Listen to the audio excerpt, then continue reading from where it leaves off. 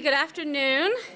My name is Angie Grove. I'm the director here at the Ethan Allen Homestead Museum, and thank you for joining us for our free monthly lecture series. We have a great presentation for you today, but before I talk about the presentation today, I do want to thank our sponsors for our reenactment weekend, which we had a reenactment that just ended. Vermont Humanities was one of our partners sponsors for that. And for our lecture series, we want to thank Richard and Linda Smarg for donating as well for the lecture programs. Thank you. Yeah. Okay.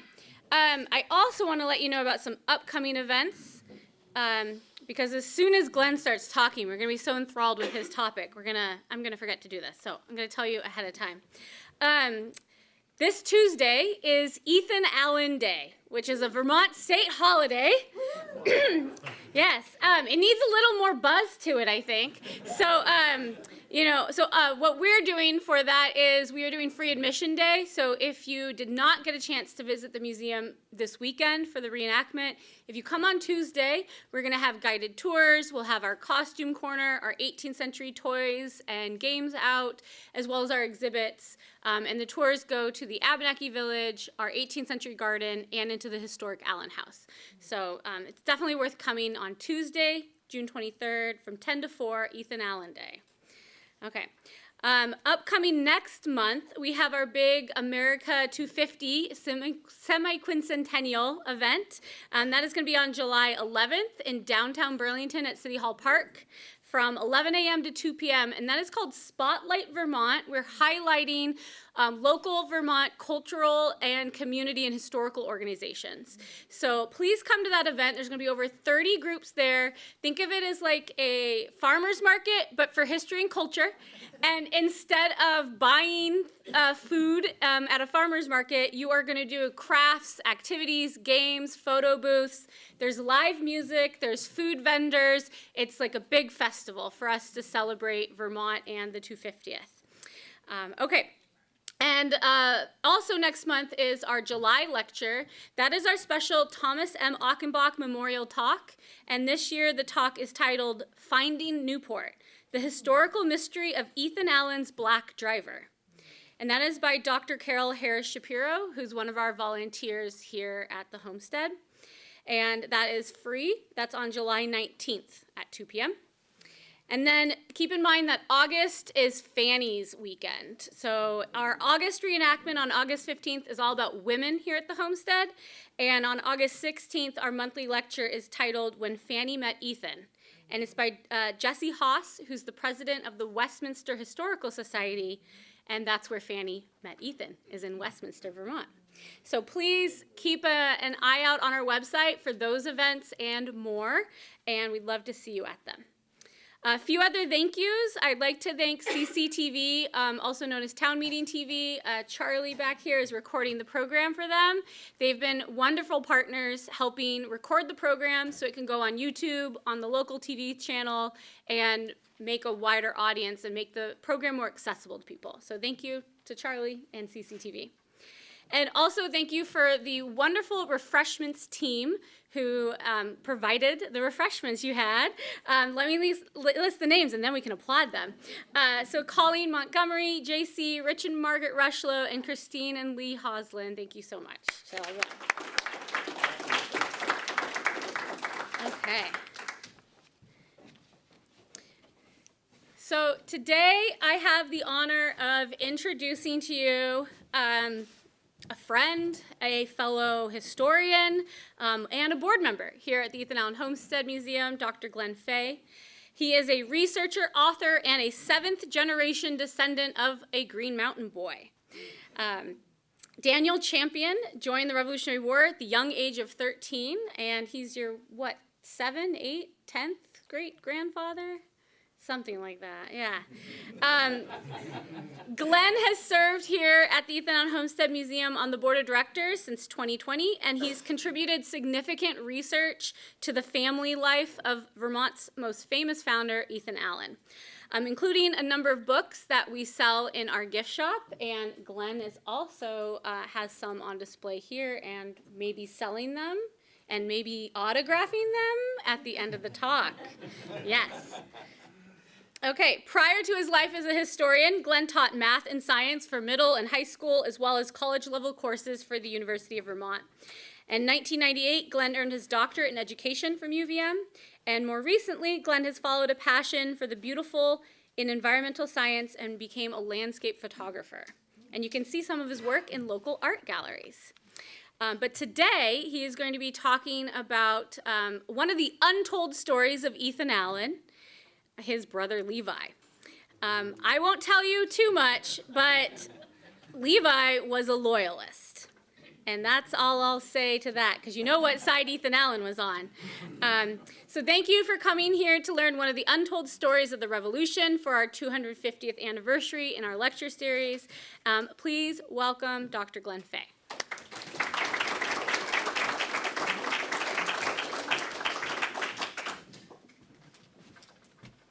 Thank you. That's a tough act to follow on Father's Day, right? So thank you for coming, because you could be out on the golf course, could be on the water, could be a lot of different places. No. But today we're going to talk about the relationship between these two men and what we know about that relationship. And since it's Father's Day, I can get away with a dad joke, right? And the dad joke is, why did the historian cross the river? Does anyone know the punchline? It's to get to the other side of the story. Okay? So today, we're going to look at the other side of the story. And Ethan was born in 1738, Levi in 1745. So they had that age gap. And Levi was only 10, very formative age, when his father died. Ethan was 17. And if you're an armchair historian psychologist, you might think that explains some of the way these guys turned out. And this will be more clear as we go on. So Ethan did go to prep school, hoping to attend Yale. Levi cited his Sunday school levities for his education. And so they both talked a lot of scripture, and Levi did work for Ethan in his iron mine not very long before he said, enough of this, and he later called Ethan a dictator for his leadership style. So this mine in Salisbury, Connecticut was his first venture. He actually owned it with a couple of other men. And Ethan, this is during the time period of the 1760s, Ethan was kicked out of Salisbury for assaulting someone, not once but twice, and then later in Northampton for blasphemy. And you might ask, what is blasphemy? How do you get kicked out of a town for blasphemy? At that time, the church was very powerful in the government of each town. And Ethan is recorded as saying something like, at the hearing, where he was being told to leave town, repudiating Scripture, disparaging Jesus Christ, and announcing that he wished he was bound down in hell with Beelzebub and insipid devils for 1,000 years. So this is Ethan. He's an adult, right? And this is the kind of image he had in town. So Northampton was kind of the seat of the Great Awakening and very, very religious place. So it wasn't a kind of place you would test the church's authority if you didn't want problems. He rented a house next to the Catamount Tavern in Bennington, Vermont. He started getting interested in Vermont property towards the middle of the 1760s. He organized a grassroots group of militia to oppose Yorker sheriffs imposing quit rents and taxes on land they had purchased from New Hampshire. So even though they had purchased land from New Hampshire, New York said, that's our land. We're gonna make you pay for it. And so this did not go over well in southern Vermont because people had already paid once for that land. So he was elected to represent the property owners against the New York ejectment trials. And unfortunately, it was a very corrupt New York government. And they lost, the Green Mountain Boys lost. And when they lost, Ethan began an aggressive grassroots propaganda campaign for years against the Yorkers' motives to hurt the hardworking yeoman farmers of the New Hampshire grants. He implemented night rider tactics and club law, as Gary Shattuck says, which is unaccountable violence, if you want to know what club law is, against Yorker attacks. He later bragged that they never killed anybody, however. So, and I might add that the Yorkers were violent too. They were known for going in, burning homes, you know, kicking people out of town and so forth violently. At the same time, younger Levi bought his first land in the Albany area from a man named John Henry Lydius. And Lydius deserves his own biography because he was this notorious, legendary fraudster, got kicked out of Canada for selling a Native Canadian land, and that he had kind of bargained with, which was illegal explicitly. And then he just moved his operation into Albany.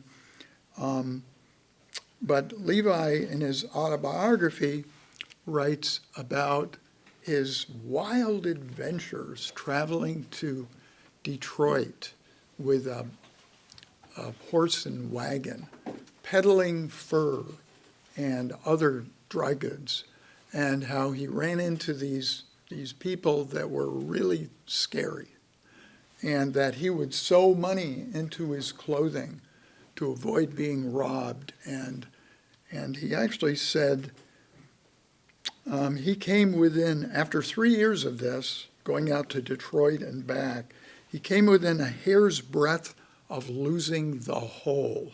This is Levi's way of saying, you know, my life almost ended. And he made a deal with the goddess of fortune to stop this traveling out to Detroit if he could get back to home in Connecticut. And so that was the end of his peddling out to Detroit. He established a store in Salisbury with Heman, his slightly older brother, and he became an active recruiter for the Green Mountain Boys at that point in time. So one fun way to look at this might be, one more slide. The Onion River Land Company was established by Ira, and that included some of the brothers, but not Levi. So Levi chose to remain on the outside. He thought he could do better on his own. And of course, one by one, the other brothers died off. Heman died, Zimri died, Remember Baker died. And so Ira and Ethan were left alone with that company, which they basically ended in 1787 when Ethan moved to Burlington, to here. But Levi did participate and bought and sold land for the company. So one fun way to look at this is, did they have a sibling rivalry, or what would happen? How could we compare these two guys? In terms of sheer brawn, Ethan, we know, was over 6 feet tall. He was a big man. He was pretty, well respected for his physical strength. Levi also was, we know Zimri was 6 feet tall, which in those days was unusual. we know that Levi was called the most violent of the Allen brothers for good reason. So we know they both could probably put up a good fight. In terms of their style, fashion style, Levi is documented to have worn nice clothing on occasion. He cleaned up well, okay? But Ethan had that general's uniform that he was very fond of wearing.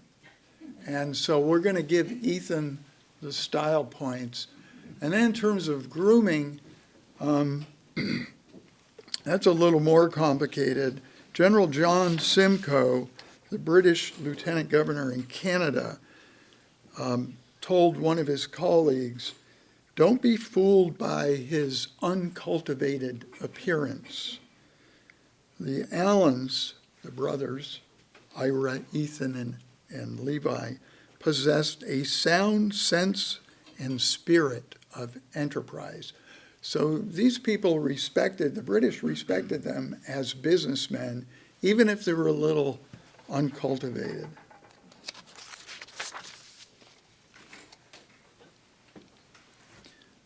In terms of personal canon, Ethan published a couple of books. He published book-length propaganda booklets and pieces against the Yorkers and broadsides, probably scores of them. Levi wrote a lot of unpublished poems and dozens of influential letters, some to the British, who he became very well acquainted with the leadership in Canada during the Revolution and after the Revolution. Financial success, Levi died in debt, probably around $35,000 in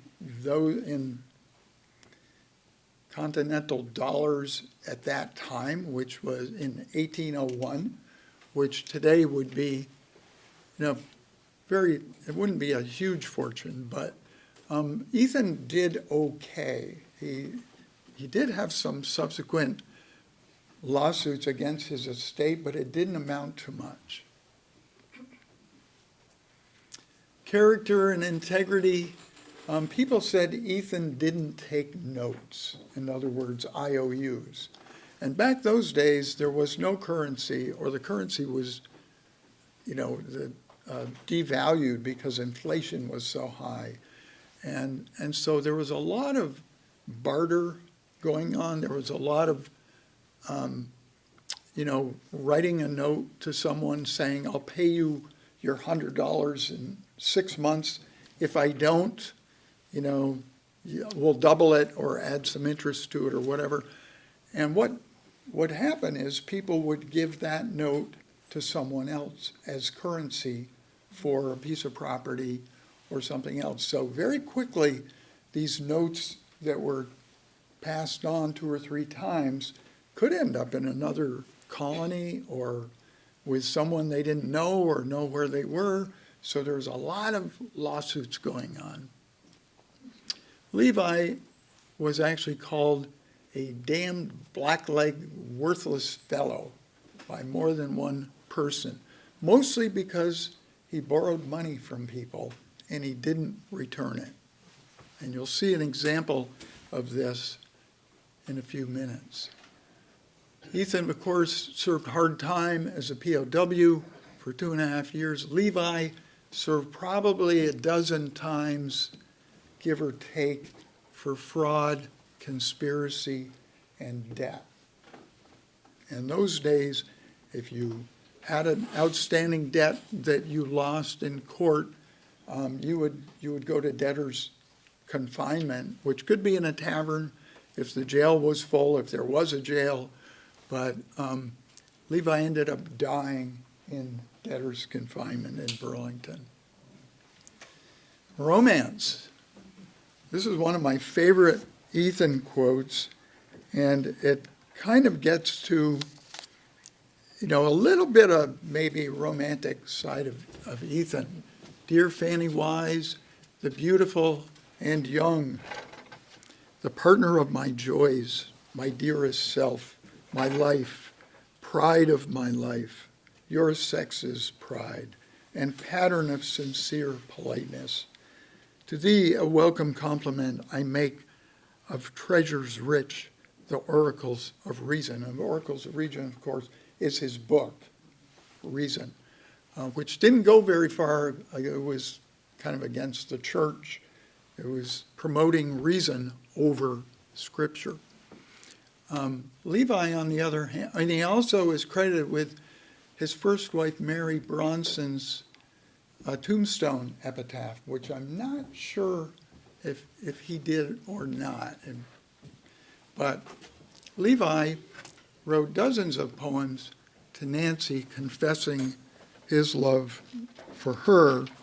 And my book on the tempestuous life of Levi actually has a collection of his poems.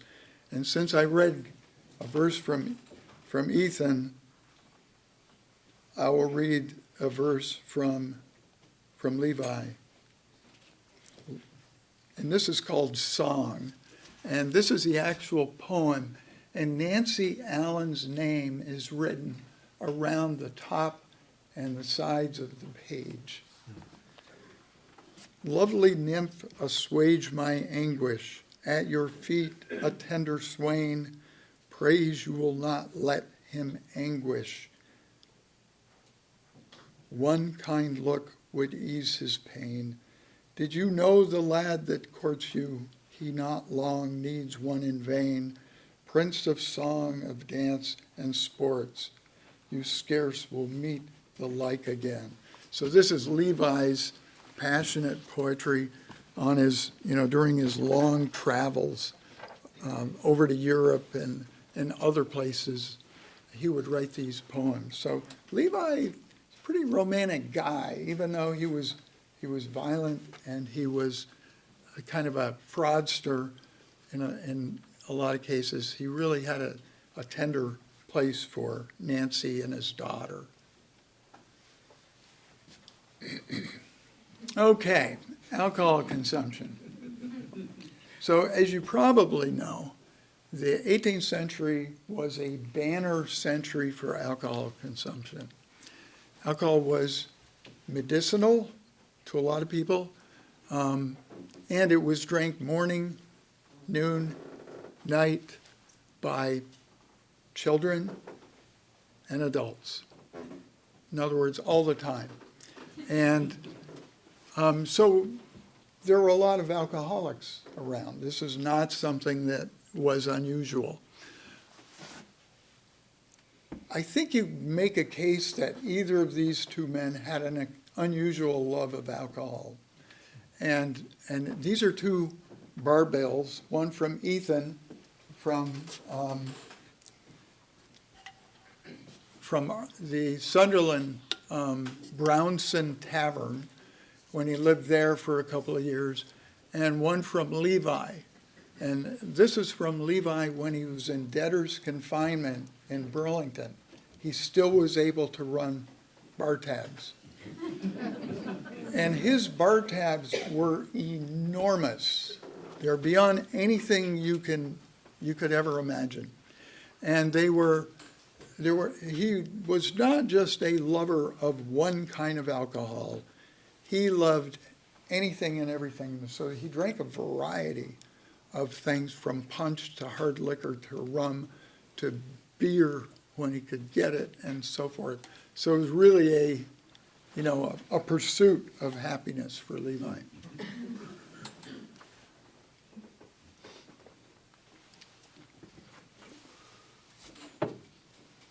So the thing that put Ethan on the map, of course, in 1775 was the capture of the British King George III's property, Fort Ticonderoga. And it was the first attack by the United Colonies on the king's property. So this is a big deal. And luckily for them, and they did some research, but it wasn't well fortified with men, and there were women and children there. too. And they took the fort without a shot being fired. And Levi is actually on the roster for that attack. And as well as Heman and Ira, who was scouting nearby. And Levi actually recruited Green Mountain Boys after the capture as well. So Levi is fully ingrained in this Bennington mob, in this Green Mountain Boy kind of a mindset at that time in 1775.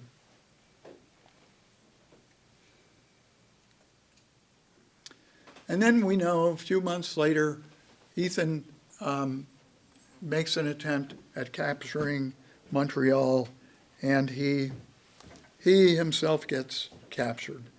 And this is a horrible,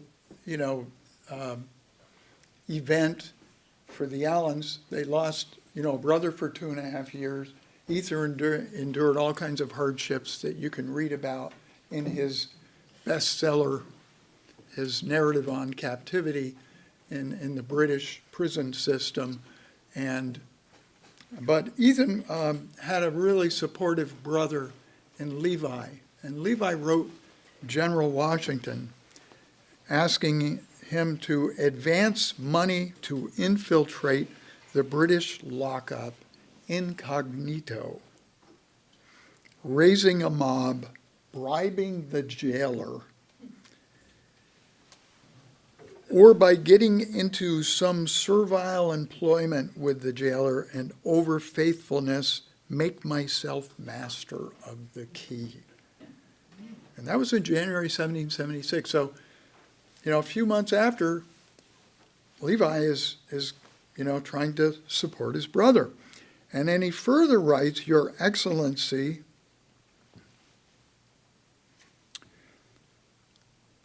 must know. Now, this is just after the Battle of Quebec City, a brutal, bloody loss for the Americans, Quebec City. And Benedict Arnold took men up through Maine. A separate attack with General Montgomery went up the St. Lawrence, and they attacked in a snowstorm, and they were just annihilated with cannons. And it was a horrible, Montgomery was killed 5 minutes into the battle. The battle was over. So Levi writes General Washington, who knows all about this defeat and is probably feeling pretty bad about it.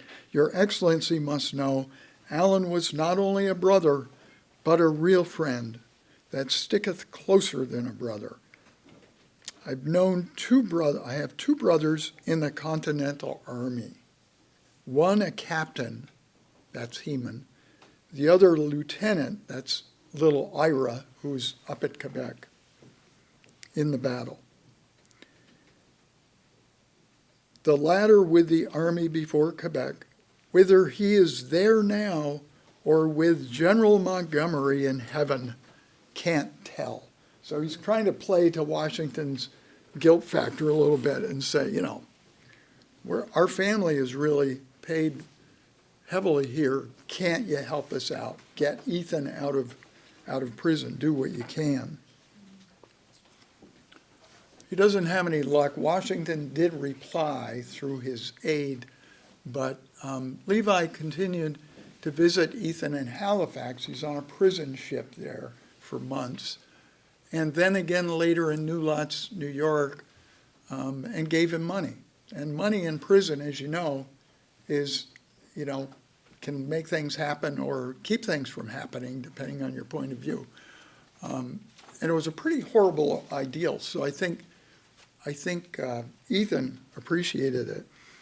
And note that in 1777, Ethan learned of the death of his son Joseph, and this was devastating. I think Joseph was 12. And of course, smallpox, tuberculosis, typhus, and other diseases were just, rampant with both armies and with the civilian population.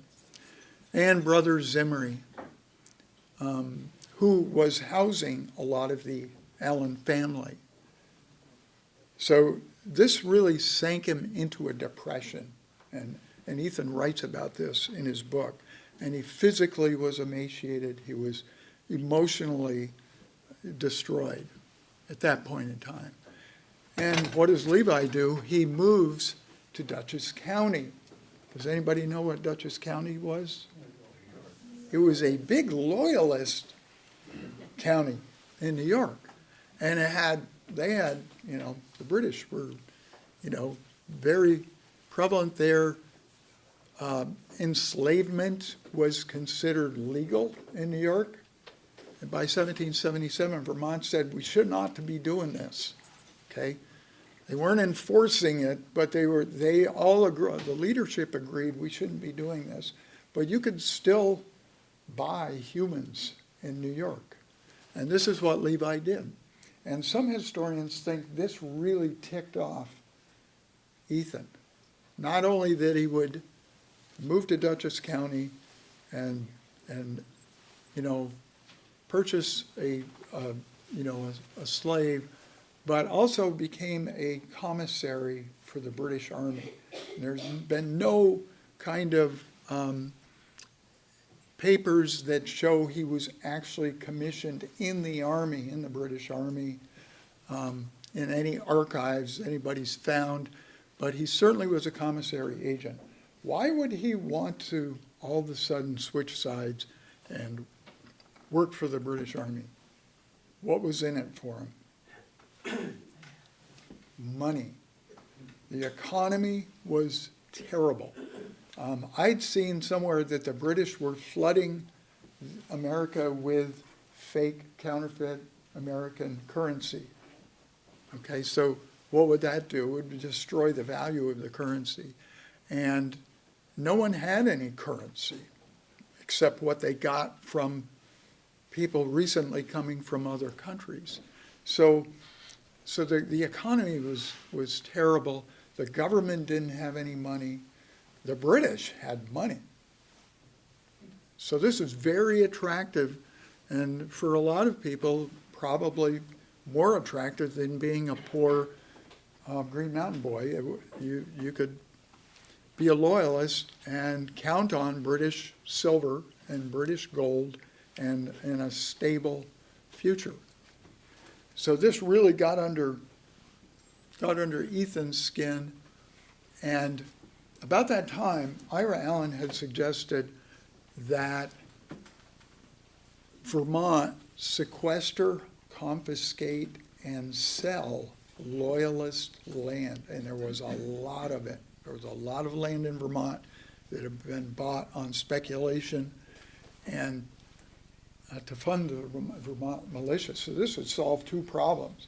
It would give them a means for injecting money into the economy, but it was also punish the loyalists and, take their land back away from them. And the Vermont Assembly agreed and passed the Sequestration Act and the Forfeiture Act. That was 1778, about the time that Ethan got out of prison. And Ira Allen actually bought this property from a guy named James Claghorn, who was the state representative for confiscated property about that time, from loyalist William Marsh, who I think we had a presentation last month on Marsh, which is a fascinating presentation on video.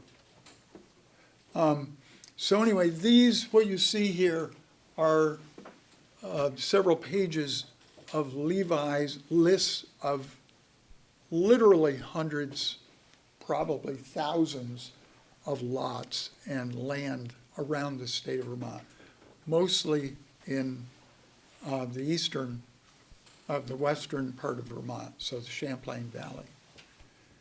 Of course, what do you think Levi's reaction was? He was not happy. So this created a real conflict between the two. Where are you going to bring that conflict out in the open and try to get people behind you to do something about it. Well, the Hartford, Connecticut Courant, which is the newspaper of the day, there were no papers in Vermont at that time, of course, and Ethan said, Levi has been detected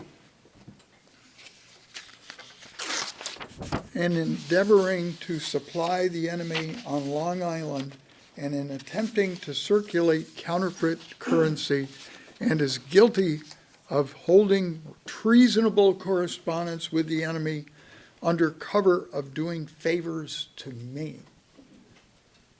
And Levi's response was, to this base and inhuman attack and procedure, I ask a suspension of the public opinion until the dark, flagitious design might be developed and my character vindicated.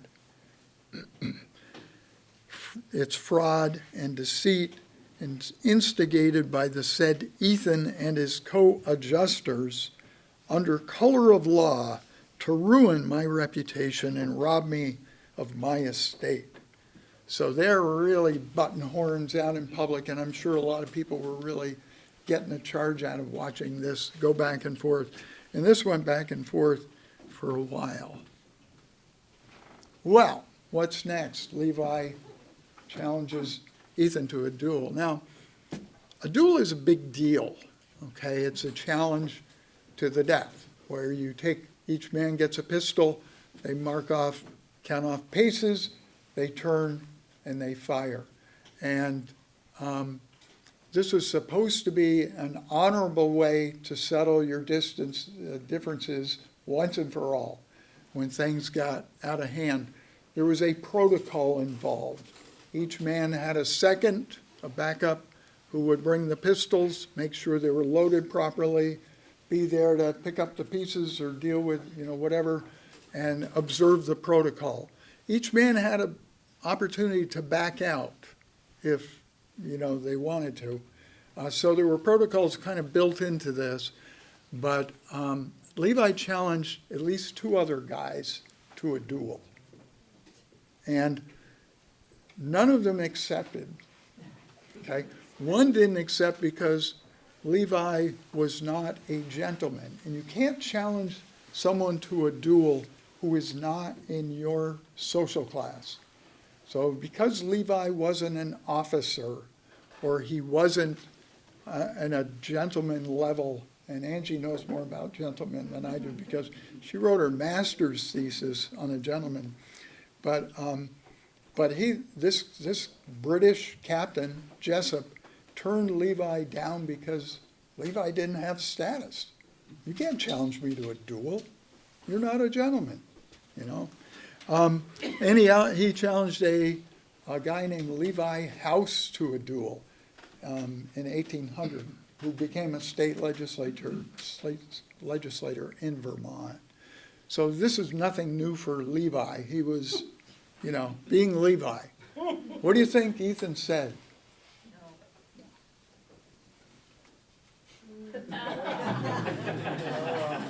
So Tory is kind of a discriminatory term for loyalists. So it's kind of a way of really kind of, making them look bad. So by the 1783, the war kind of ended before then, right? Because the Battle of Yorktown and, pretty much ended the war. But officially it ended in 1783 with the Treaty of Paris. And after the war, the economy was really a big deal, was a big problem. And Vermonters, Vermont leadership were actually starting to invite loyalists to come live in Vermont because they wanted to populate Vermont.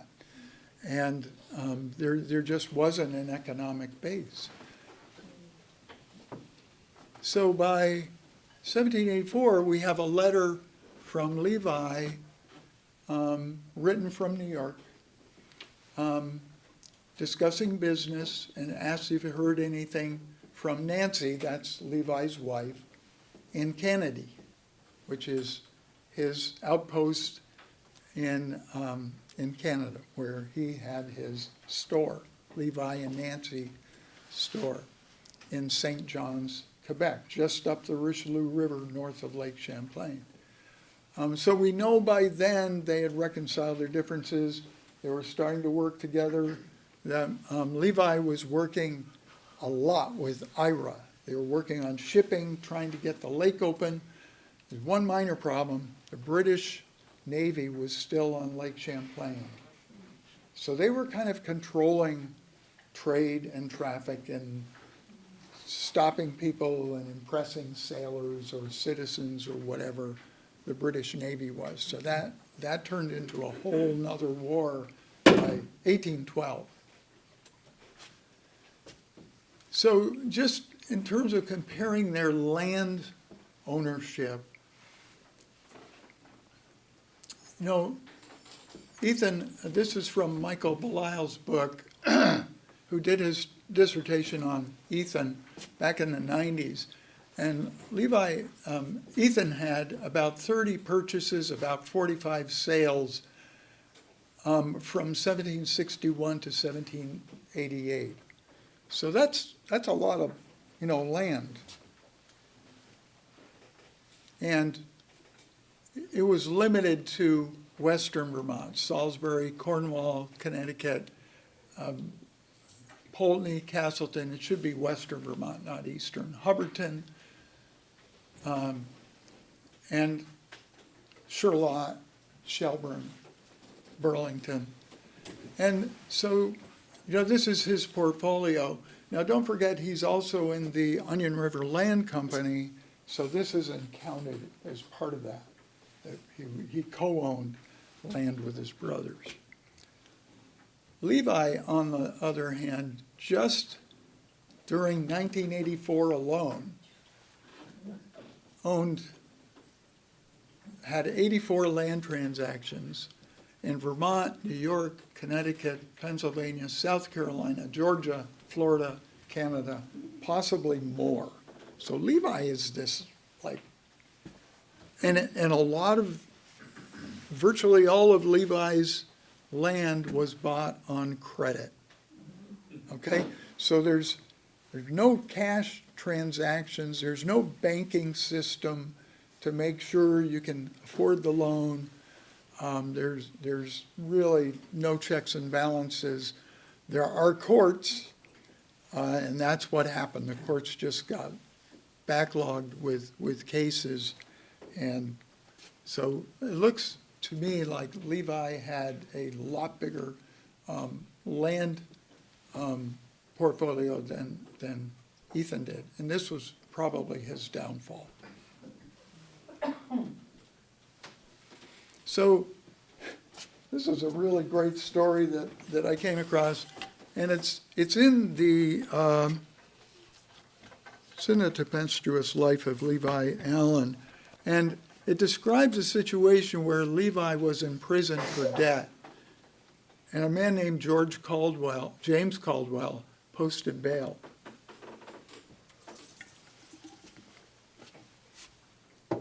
Levi Caldwell asked him to repay the debt,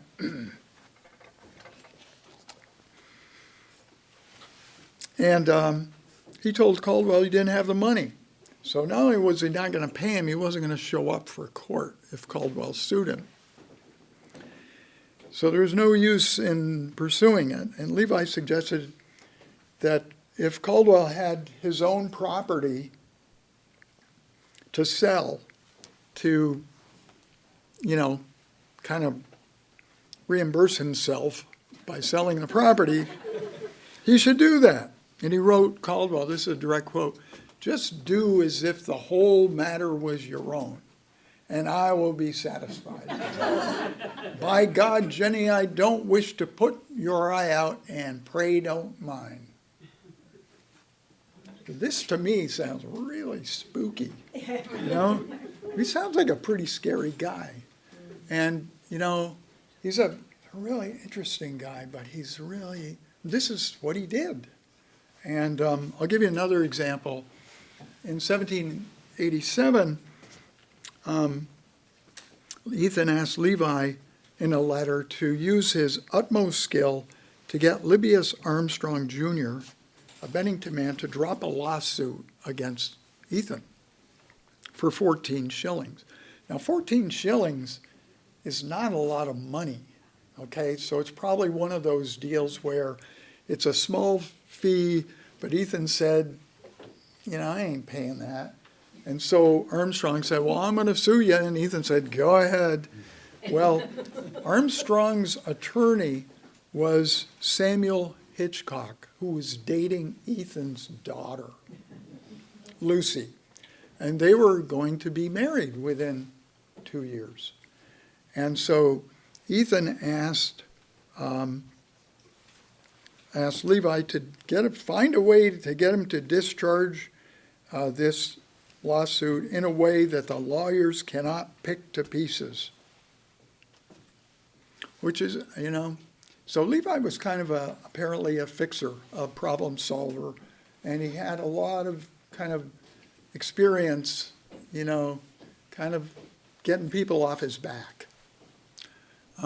Another letter, and this isn't, you know, any judgment on Levi, but it shows that they were communicating a lot. In 1787, Ethan asked Levi to send flour. They were having a terrible summer. The crops weren't growing. They didn't have any flour or wheat, and he was pleading with him to send, you know, food.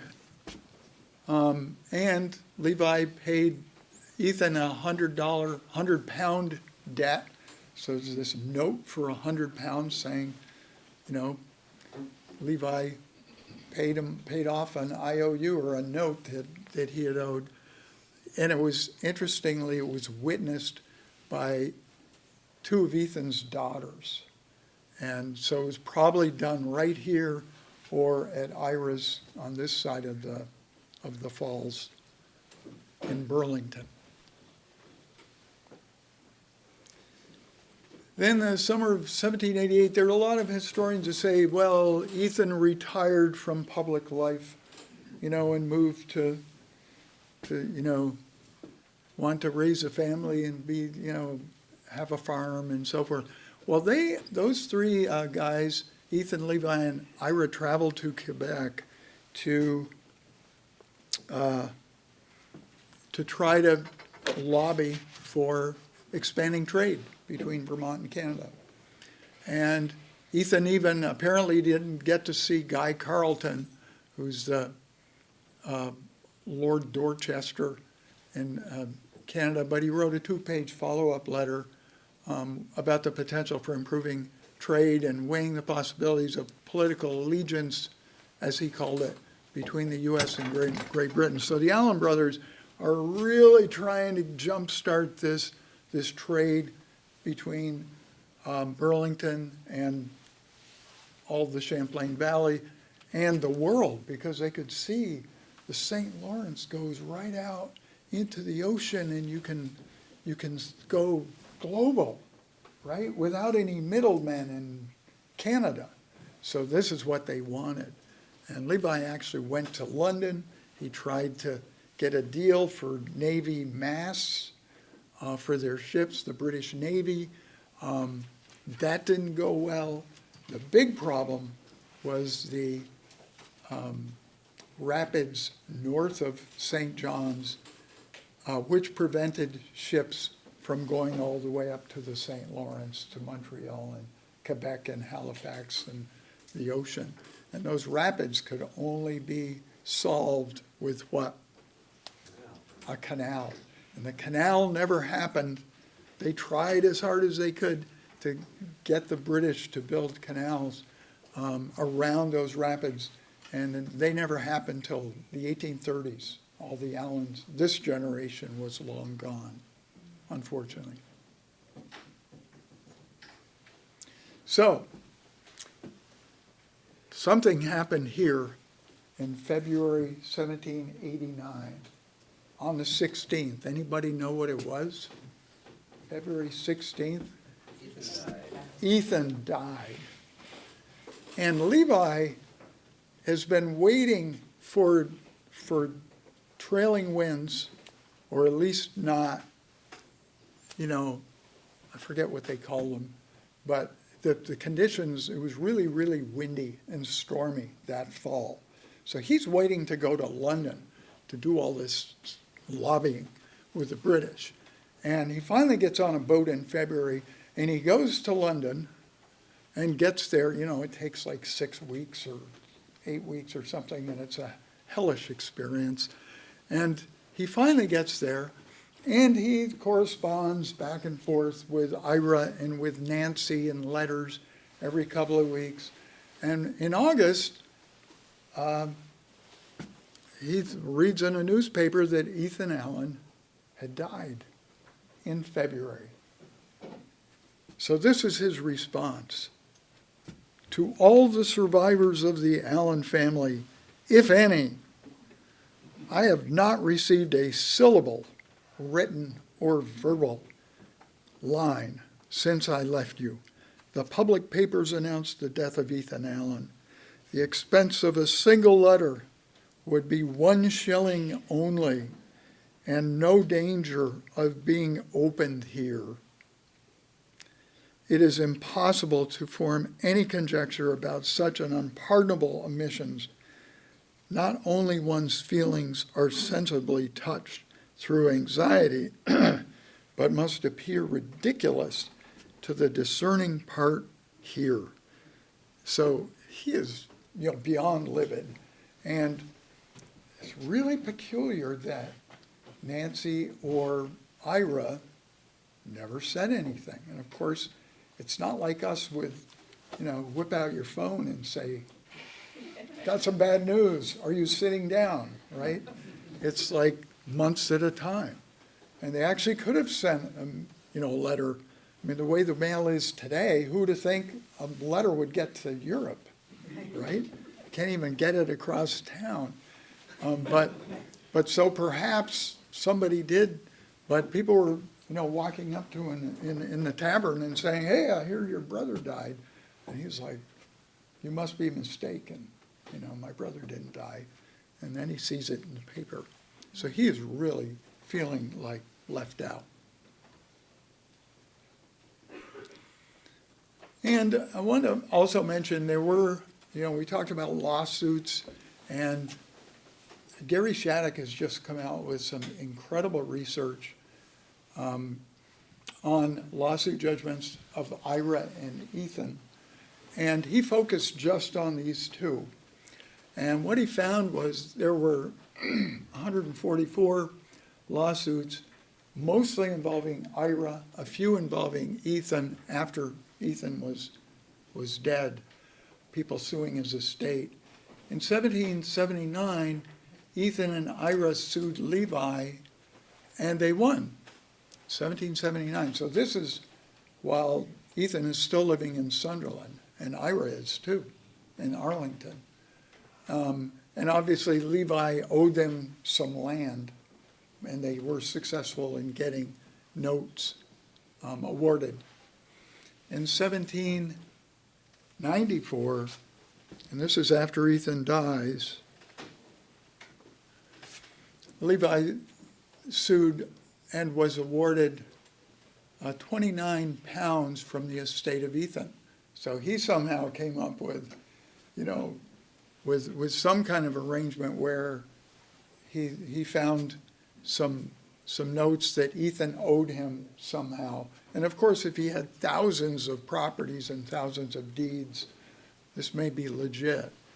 In 1808, by then, Ira is living in exile from Vermont, and he's living in Philadelphia, and he sues the executor of the Levi Allen estate. Levi had died in 1801 for payment of debts. And of course, Ira's just suing anybody he can just to try to recover money because he's so far under that he's never going to get out. And of course, the case was dismissed because Levi's estate was insolvent. And does anybody recognize the building? Catamount Tavern. Catamount Tavern. And I put that up there because the courthouses in 1779, or even 1800 for that matter, were largely either private residences or taverns, sometimes both, and wherever you can find a space to meet. And so we know Ira Allen's house served as a courthouse in where Winooski is now, back in the early days. And so a lot of these court cases were just heard in somebody's living room. So we're almost done here if you're nodding off. Levi's misfortunes kind of start piling up. His daughter Nancy, little Nancy, dies at 15 years old at boarding school in Pennsylvania. He was imprisoned in Quebec for suspicion of treason. Now, he got off easy because some of the guys some of his drinking buddies, one of them was, and this is in the book, one of them was tried and convicted of treason, and he was, what did they do? Hanged and then mutilated. Won't go into specifics, but, and then dismembered. Meanwhile, Levi is safely in prison for the summer. Of course, the British leadership in Quebec warned him. They said, you need to leave now. I'm telling you, if you don't leave today, there's a pretty good possibility you're going to get put in jail, put in prison. And Levi goes about his business as if he's, above it all. And guess what? That day they arrest him and take him to, put him in prison. He went to Florida, South Carolina, sold off all his land. The debts are piling up. The notes are due, past due. He's getting sued left and right. Then what does he do? He sold a couple of fraudulent deeds in Pennsylvania and Connecticut. And guess what? He ends up in prison again. Not for very long. He somehow doesn't ever stay there for, more than a few weeks or months or something. But then he tries to buy Barford and Compton, which are these two territories in Canada, but he's unsuccessful doing that. He's forced to sell his beloved acreage in St. Albans, which he truly loved. He talked about it in letters, and he wanted to retire there with Nancy and live happily ever after. And he has no choice because they're coming for him. And so he sells it to this guy named Silas Hathaway, who's this young attorney who's really sharp, and he's got a lot of money because he's an attorney. He's actually got cash flow, unlike Levi, and Hathaway pays him in small installments over many years, which doesn't allow Levi to get the cash flow that he needs to get out of debt. So he ends up in debtor's prison in Burlington in a couple different taverns, King's Tavern and Hollister's Tavern, and then dies of a stroke in 1801. So that's the sad ending of Levi. And I'm going to leave you with a couple of quotes. During that time when he's in prison, he accosts the governor, who was at that time Isaac Tishner, and a U.S. senator with Tishner in the tavern. So he's allowed to roam around, apparently, in confinement. He can't leave, and he's running a bar tab somehow. But he violently accosts Tishner, so there's a letter of apology he sends to both men, really groveling. And the excuse Levi used was, and this is great, due to phlogiston of my constitution, rarefied with ardent spirits. okay? So you can see Levi's really got a drinking problem, and it's not getting any better in the tavern. Then he wrote to Hathaway, and some of the things he said are, for example, he said Hathaway had virulent, turbid matter in his heart, fuming upon his thick mutton sconce. Look that one up if you want a laugh. Like maggots in an old rotten cheese. Now, he really had a way with words. So that's brotherly love, and I hope you enjoyed that perspective. And what else do we have? Oh, final resting places, and the formatting came out weird on these, but if you've never seen Ethan Allen's monument, which was erected in the 1850s, it's worth looking. It's down at Greenmount Cemetery, and a lot of other Allens are buried there, and a cenotaph or two. And Levi ended up in a hole in the ground in the back right corner of Elmwood Cemetery, because as a pauper, he didn't get a resting place quite as nice as his brother. So read more, support the museum. Thank you for coming.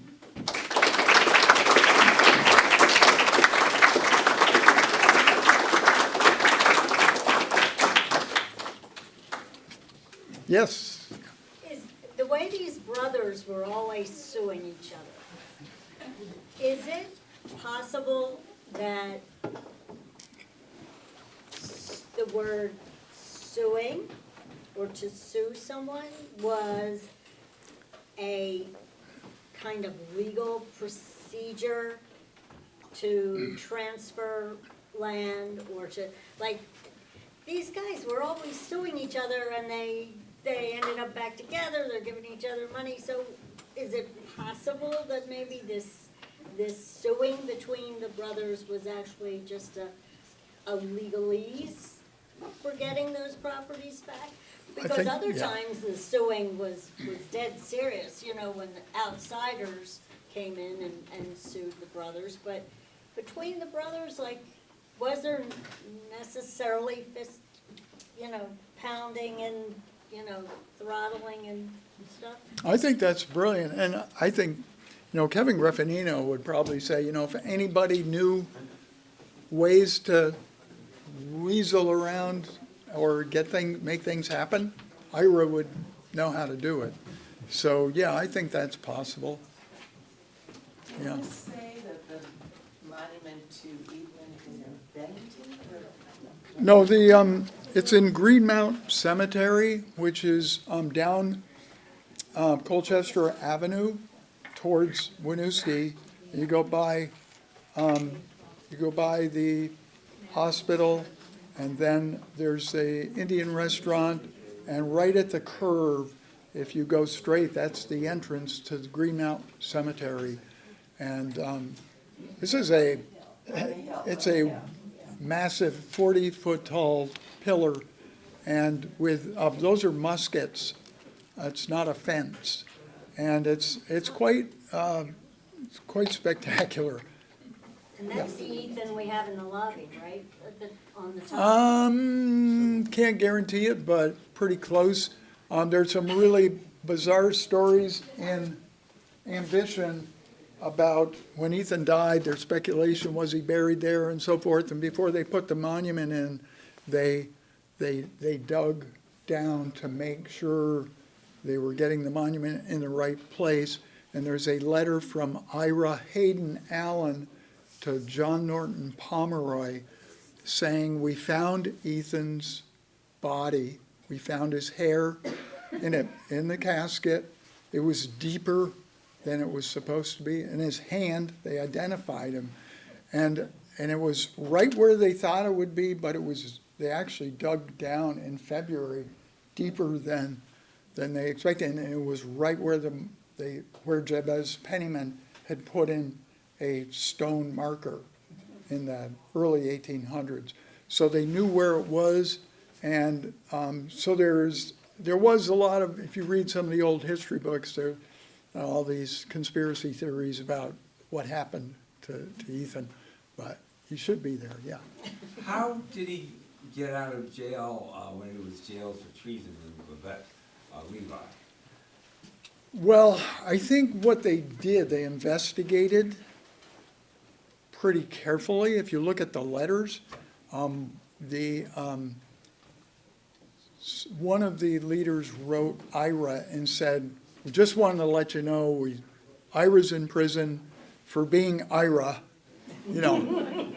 for, kind of being outrageous like he is." And they use the word outrageous.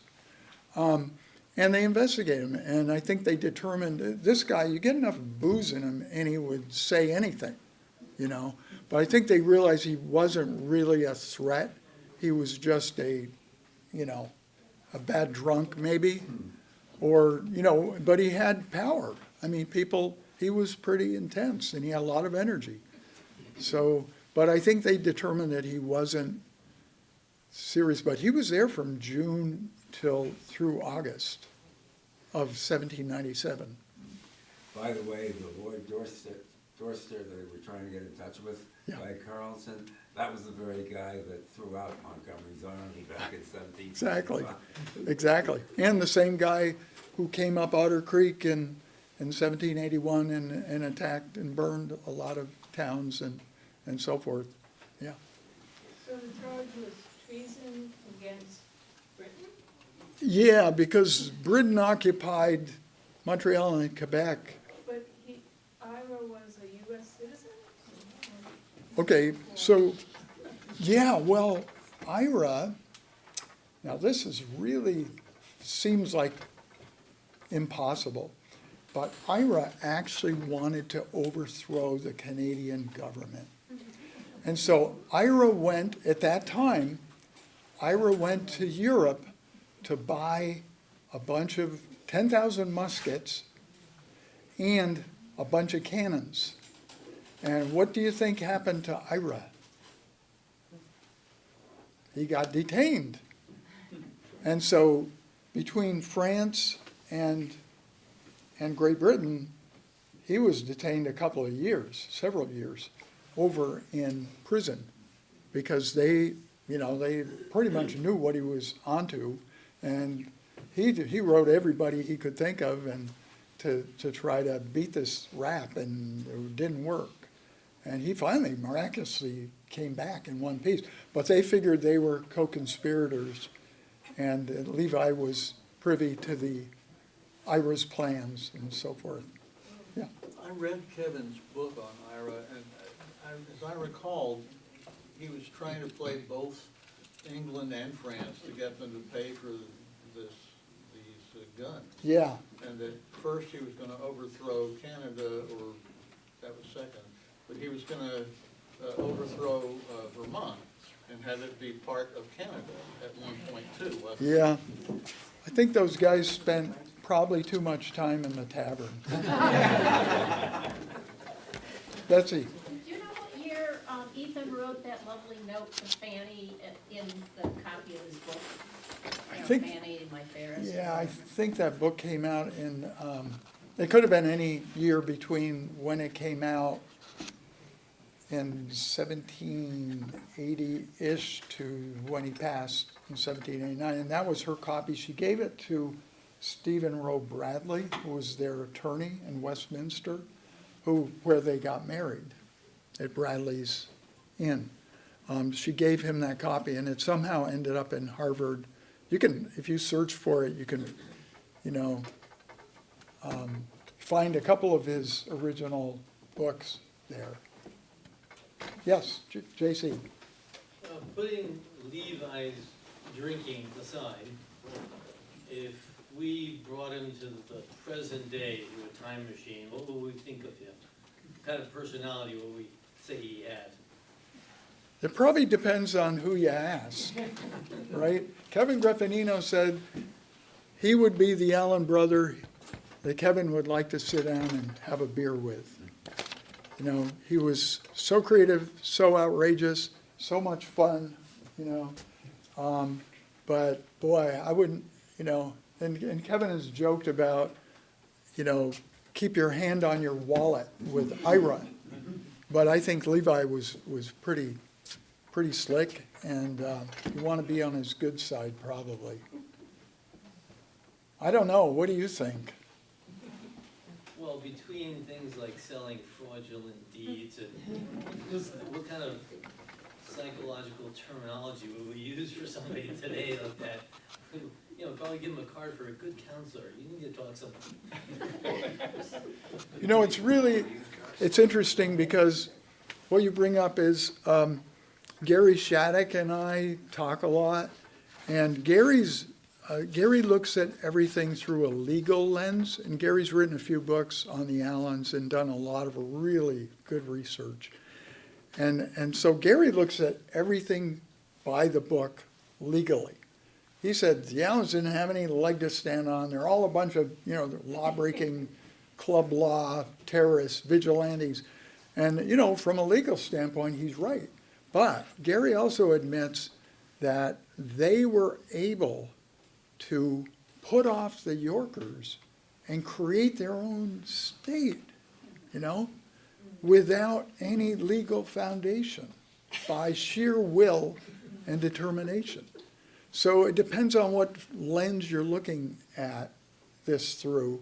And this territory was just nothing but you know, forest when they came. So there were no laws, there was no nothing. I mean, so it's kind of, you know, it's kind of unfair to judge people by today's mindset in some ways. But it's also, you know, there are people, fraudsters out there today, and how do we treat them? Like heroes. Some of them. Yeah. So you didn't mention anything about Ira founding the University of Vermont. How does that fit into all of this? Well, you know, that's what kind of, the idea that these guys were very cohesive as a family and coherent. And as a partnership, they were like, you know, very close as a family for a long time. So you can't really write about one without the context of the others, of the other brothers and sisters who played a role. So, yeah, this whole time, Ira wants this university. He wants it to be the Ira Allen University, right? What he didn't have was cash. What he did have was some land on the hill that was pretty darn nice. So, you know, he gave the land. There are some people that said he did give some money, a few $1,000s, but Kevin Griffinino doesn't think so. But I've seen some people refer to it and talk about it. So yeah, these guys are all operating, you know, and, you know, it's really interesting because they're a unit until they fall apart and start dying off. And then they kind of, it's all for one and one for me.